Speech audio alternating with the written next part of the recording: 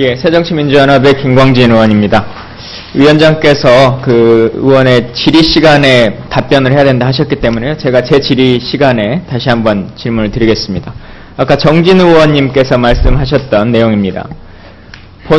국회 본회의에서 문화방송 MBC의 증인 채택이 의결된 상황에서 지금 국조회의장의 증인으로 불출석했고 그게 언론 자유의 문제다라고 하는 답변서를 보내왔습니다. 이와 관련해서 중앙행정기구의 지금 수장으로 이 자리에 오셨는데요. 부의장께서 입장이 어떠십니까?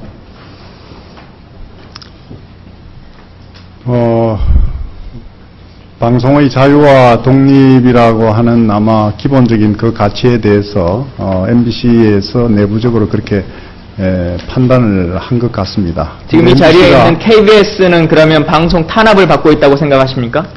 탄압이라는 그런 측면을 제가 말씀을 드린 게 아니고 방송 자유를 침해하고 있습니까? 지금 이 국회가? 그렇지 않습니다. KBS는 이제 아시다시피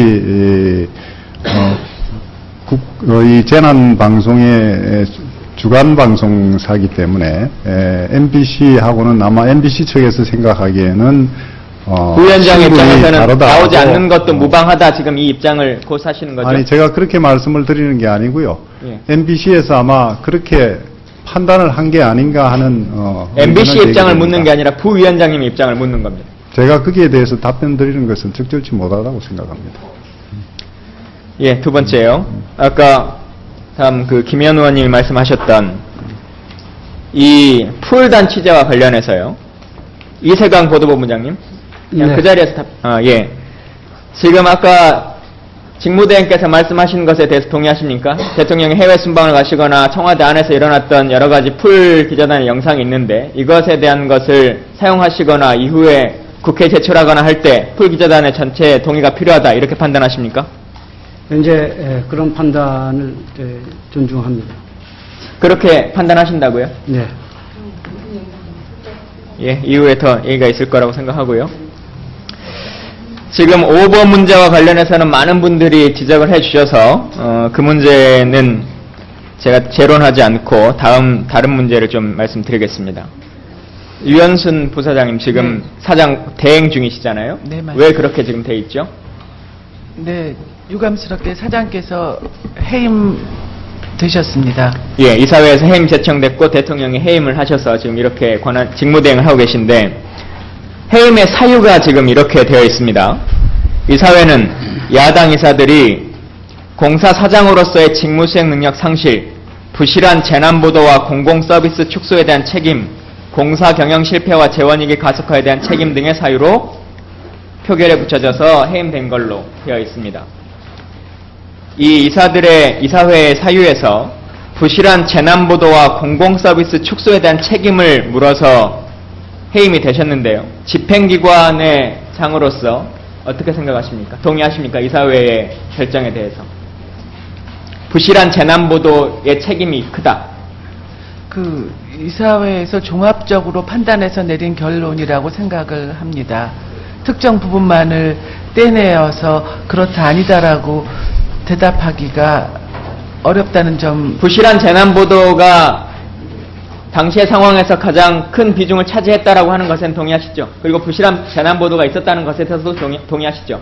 뭐 재난보도에 대해서 뭐 문제가 있었다는 점은 동의하겠습니다. 예. 뭐 여러 가지 이야기들 조금 더 나눠보면요. 지금 저희가 국정조사를 계속적으로 하고 있습니다만 관련해서 많이 비판받고 있고 대통령께서도 결단을 통해서 해경을 해체하겠다라고 하는 말이 나올 정도로 해경에 대한 비난이나 문제점에 대한 인식들이 많이 있습니다. 알고 계시죠? 네. 예. 알고 있습니다. 근데 언론에도 이미 수차례 나왔습니다만 해경 비판하지 말라라고 하는 지시와 개입이 있었다. 지금 이런 말들이 있고 지난번 대정부 질문 때 정홍원 국무총리께서 이렇게 말씀하셨습니다. 청와대에서 홍보수석이 KBS에 얘기했다는 것은 제가 알기에는 이 사태가 위중하니까 수색에 좀 전념할 수 있도록 그쪽을 좀 지원해주고 사기를 올려달라는 취지로 요청한 것이다. 이렇게 대정부 질문에서 답변하셨어요. 결국은 이정현 홍보수석이 KBS에 연락을 했고 관련해서 이 부분에 대한 해경 비판의 기사들이 줄어들었다라고 하는 부분을 총리께서는 관행상 해왔던 것처럼 지금 말씀하셨는데 이 부분에 대해서 직무대행께서는 생각이 어떠십니까? 그게 일반적인 거라고 생각하실 수 있는 겁니까? 그리고 받아들일 수 있는 내용이라고 생각하십니까? 총리께서 답변하신 내용은 잘 모르겠지만, 그리고 제가 직접 듣지 않아서 잘 모르겠지만, 저는 김시곤 전 보도국장이 기자협회 총회장에서 발언하는 내용을 들었을 때, 김시곤 전 보도국장은 그런 얘기를 하더라고요. 어떤 사안이 있을 때 수많은 데서 수많은 전화가 오는데, 그 전화를 받아서 판단하는 것은 보도국장의 몫이다. 여러 군데서 뭐 해경 얘기를 자기가 많이 들었지만 그 보도국장 자신의 판단에 따라서 보도를 하고 안 하고를 했지 전화에 영향을 받지 않았다. 이런 류의 그 이야기. 말씀 주신 김시곤 국장이 이렇게 말하기도 했죠.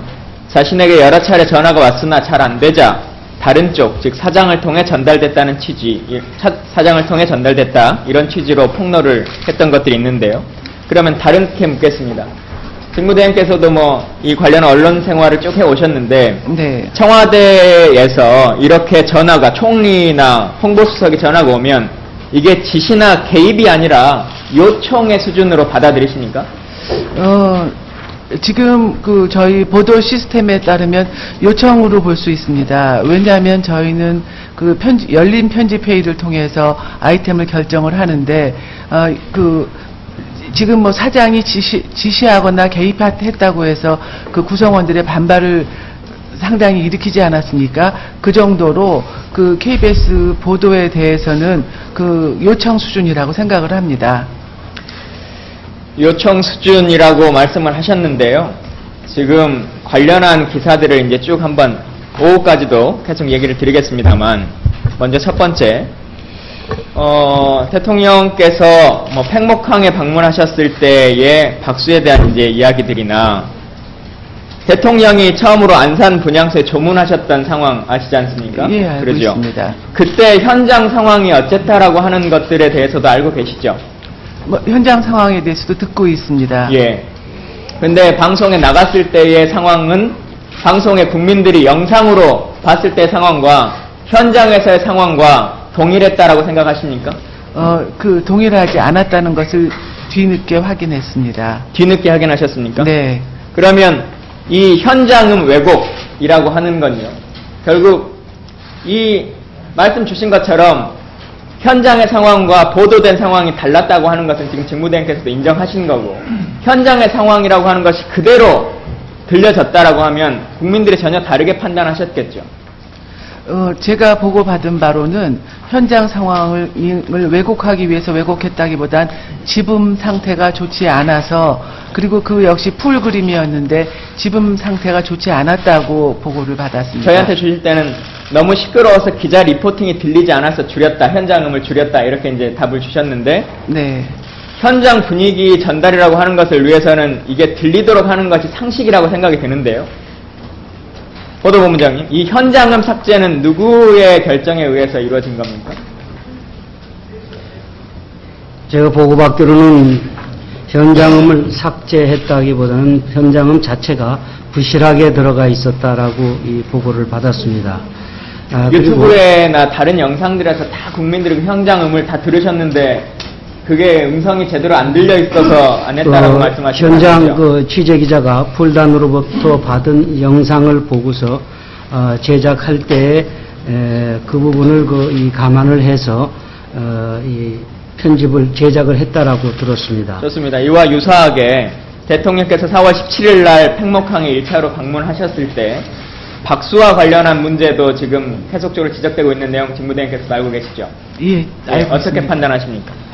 예, 그래서 그 풀 기자단에서 선고된 그림이라고 하는데, KBS 기자분이 사내 게시판에 그와 관련해서 글을 올린 내용 확인해 보셨습니까? 내용 알고 계시죠? 네, 내용 알고 있습니다. 기묘한 편집습 덕에 이들 공무원들의 호응이 마치 가족 반응인처럼 둔갑한 게 문제다. 이 관련한 글들 읽어보셨죠? 예, 읽어봤습니다. 예. 이후에 다시 더 얘기를 드리겠습니다만, 시간상 하나만 질문하겠습니다. 지금 심의평정위원회에 안건으로 올라가 있는 직원들이 몇 명 있습니까? 그거와 관련해서. 그 직원들의 숫자는 파악하지 않았습니다. 파악하겠습니다. 파악해서 알려주십시오. 네. 예, 수고하셨습니다. 부위원장님, 네. 오보에 대해서 방통위에서는 징계가 필요하다고 생각하십니까? 네.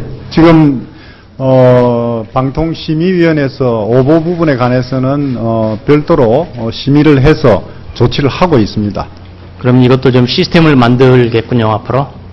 네, 지금 시스템은 갖춰져 있습니다. 그러나 지금까지는 예. 거의 기관에 대한 제재가 들어갔지 개인에 대한 제재는 굉장히 미약했지 않습니까? 예. 그런 부분까지 다 포괄 해서 저희가 지금 연구반이 가동되고 있습니다. 예, 수고하셨습니다. 이어서 권성동 위원께서 질의를 하시겠습니다.